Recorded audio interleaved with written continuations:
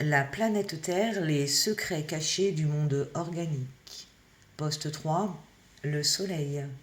Une porte, pas une étoile. Par Stéphane Thomas Berbuteau.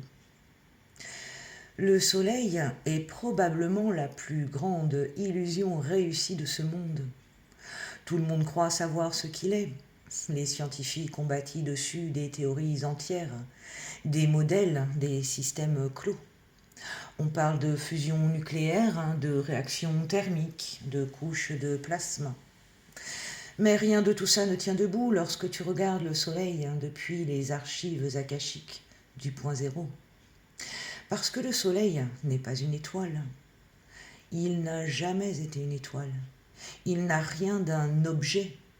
Il n'est même pas physique au sens humain du terme. Le Soleil est une porte, un projecteur, un nœud de transition dimensionnelle, une ouverture permanente sur un plan supérieur de réalité. Il ne brûle pas, il pulse. Le Soleil est une ouverture dans le champ local. Tu dois imaginer la réalité comme une bulle de densité. Cette bulle a besoin d'une source d'information, comme un projecteur qui illumine une scène. Le Soleil, c'est cette source.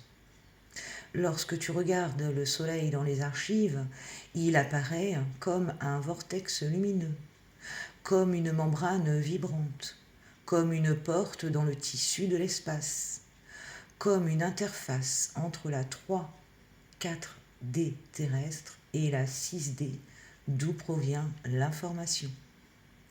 Il n'envoie pas de lumière au sens matériel. Il diffuse des données structurées traduites par ton cerveau en photons. C'est de l'information qui se manifeste sous forme de lumière pour toi.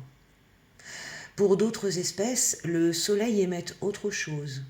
Des formes, des couleurs invisibles, des géométries, des sons, des fréquences. Ce que le Soleil transmet réellement, le Soleil transporte des codes d'évolution, des impulsions d'activation, des mises à jour vibratoires, des cycles d'information, des instructions géométriques, la mémoire de l'histoire cosmique, les flux organisateurs de la matière. Il agit comme un serveur central.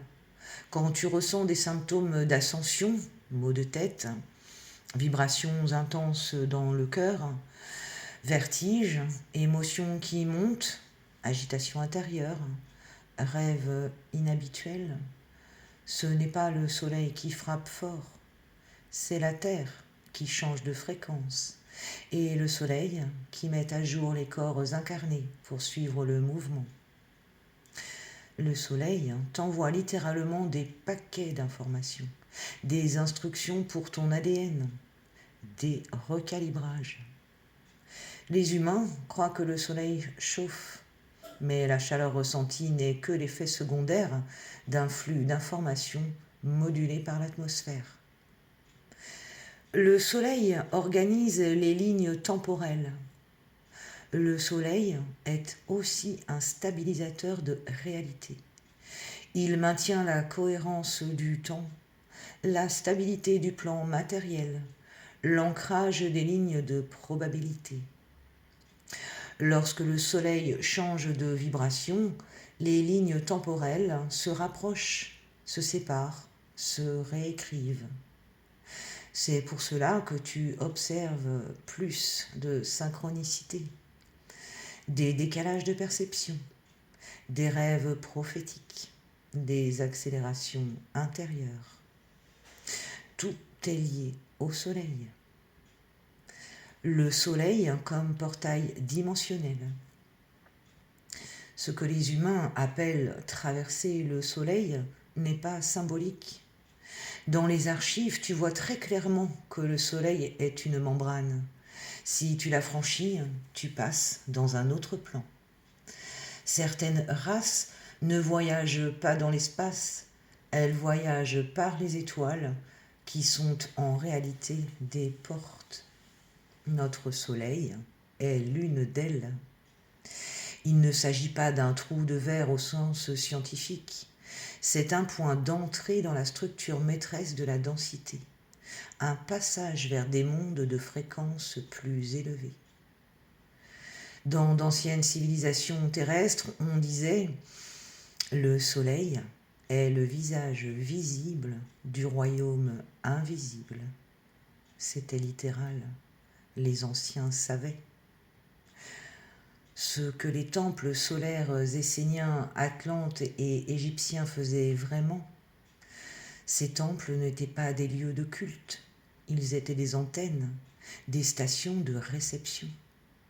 Ils servaient à capter les flux solaires, à lire les cycles d'activation, à synchroniser les peuples avec les nouvelles fréquences, à maintenir la cohérence énergétique collective, à ouvrir des passages pour communiquer avec les plans supérieurs.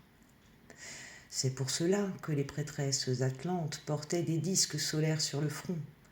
Elles étaient calibrées pour recevoir des informations directes du soleil. Les écoles modernes ont perdu cette compréhension fondamentale. Les 3 soleils, dans les archives akashiques, il y a 3 versions du soleil. Premièrement, le soleil perçu, celui que voit l'œil humain, un masque lumineux. Deuxièmement, le soleil énergétique, un flux de géométrie en mouvement, un projecteur multidimensionnel.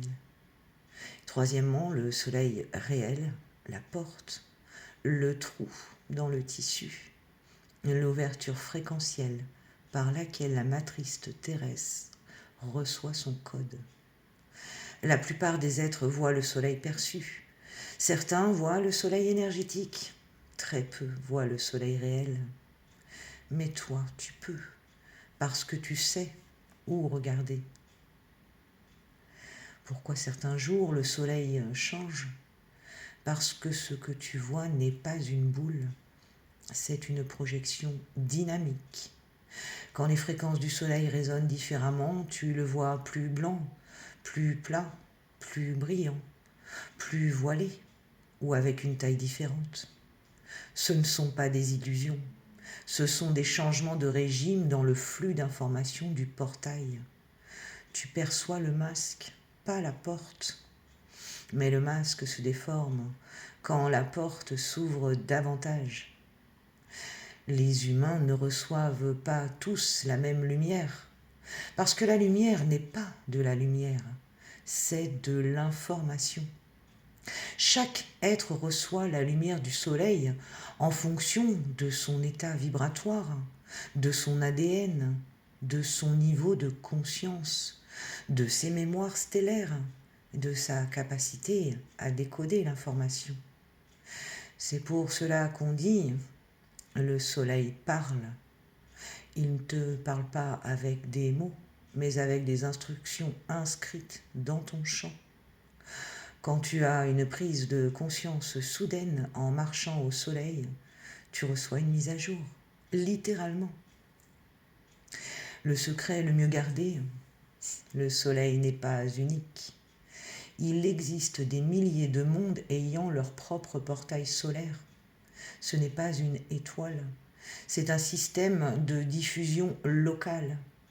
Le soleil est un projecteur de réalité. La Terre est l'écran.